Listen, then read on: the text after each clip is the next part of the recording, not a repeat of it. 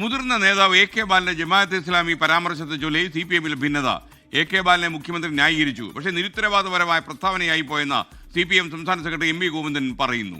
റിനു ശ്രീധർ തിരുവനന്തപുരത്ത് നിന്ന് ചെയ്യുന്നു. Rinu, good morning.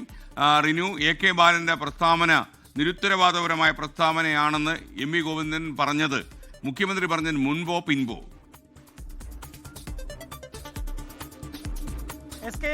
സാധാരണഗതിയിൽ ഇത്തരത്തിൽ തെരഞ്ഞെടുപ്പ് അടുക്കുമ്പോൾ രാഷ്ട്രീയ വിവാദങ്ങൾ ഉയർന്നു വരുന്നത് സാധാരണഗതിയിലാണ്. പക്ഷേ CPM ഒരു കാരണവശാലും മതന്യൂനപക്ഷങ്ങളെ തൊട്ടുകളിക്കുന്ന ഒരു പതിവില്ല. പക്ഷേ ഈ തെരഞ്ഞെടുപ്പിന് മുമ്പ് തന്നെ ഇപ്പോൾ എ കെ ബാലൻ ഈ ജമാഅത്ത് ഇസ്ലാമി പരാമർശവുമായി ബന്ധപ്പെട്ടുകൊണ്ട് വലിയ രീതിയിൽ വിവാദം ഉയർത്തിക്കൊണ്ടുവന്ന ഒരു സാഹചര്യമാണ് നിലനിൽക്കുന്നത്. എന്തായാലും MV ഗോവിന്ദൻ ഉൾപ്പെടെ CPM നേതാക്കൾ അല്ലെങ്കിൽ ഒരു വിഭാഗം നേതാക്കൾ ബാലന്റെ ഈ പരാമർശത്തോട്, അതായത് കോൺഗ്രസ് അധികാരത്തിൽ എത്തിക്കഴിഞ്ഞാൽ ആഭ്യന്തരം ജമാഅത്ത് ഇസ്ലാമി ഭരിക്കും, മാറാടുകൾ ആവർത്തിക്കുമെന്നുള്ള ഈ പരാമർശത്തിന് എതിരായിട്ടുള്ള നിലപാടാണ് സ്വീകരിച്ചിട്ടുള്ളത്. പക്ഷേ കഴിഞ്ഞ ദിവസം മാധ്യമങ്ങളെ കണ്ട മുഖ്യമന്ത്രി എ കെ ബാലന് പിന്തുണ നൽകുന്ന ഒരു സാഹചര്യമാണ് ഉണ്ടായത്. വർഗീയ പരാമർശങ്ങൾ ആര് നടത്തിയാലും അത് എതിർക്കപ്പെടേണ്ടതാണ് എന്ന് പറഞ്ഞ മുഖ്യമന്ത്രി എന്തർത്ഥത്തിലാണ് അദ്ദേഹം ഇത് പറഞ്ഞത്? പഴയ ചില കാര്യങ്ങൾ ആവർത്തിച്ചാണ് അല്ലെങ്കിൽ ചൂണ്ടിക്കാട്ടിയാണ് എന്നുള്ള ഒരു പിന്തുണയാണ് എ കെ ബാലന് നൽകിയത്. പക്ഷേ ഒരു BJP നേതാവിനെ പോലെയാണ് A K Balan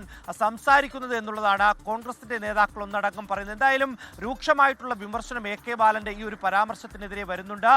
A K ബാലന്റെ ഈ പരാമർശത്തെ ന്യായീകരിക്കുന്ന ഒരു സാഹചര്യം മുഖ്യമന്ത്രി നടത്തി. പക്ഷേ അതിന് മുന്നോടിയായി തന്നെ MV ഗോവിന്ദൻ ഇതിനെ തള്ളാതെ തള്ളിപ്പറയുന്ന ഒരു സാഹചര്യം അല്ലെങ്കിൽ ആ ഒരു നിലപാടാണ് എടുത്തിരിക്കുന്നത്. എന്തായാലും CPM-നകത്തും വലിയ രീതിയിലുള്ള ഒരു സംഘർഷം ഈ പരാമർശവുമായി ബന്ധപ്പെട്ടുകൊണ്ട് ഉടലെടുത്തിട്ടുണ്ട്. പക്ഷേ CPI ഇതിൽ ഏത് തരത്തിലുള്ള നിലപാട് സ്വീകരിക്കും എന്നുള്ളതാണ് നമ്മൾ നോക്കിക്കാണേണ്ടത്.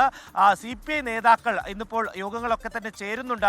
ഇതിൽ ഏതെങ്കിലും തരത്തിൽ ചർച്ച ചെയ്യുമോ, അല്ലെങ്കിൽ തെരഞ്ഞെടുപ്പിന്റെ മുന്നോടിയായി ഇത്തരം ഒരു പരാമർശം ഉയർന്നു വന്നതിൽ ഏതെങ്കിലും തരത്തിൽ ന്യൂനപക്ഷ വിഭാഗം CPM-നെയോ LDF-നെയോ തള്ളിപ്പറയുമോ എന്നുള്ള ഒരു ആശങ്ക ഉടലെടുക്കും എന്നുള്ളതിൽ യാതൊരുവിധ സംശയമില്ല. അതിനുള്ള ചർച്ചയുണ്ടാകും.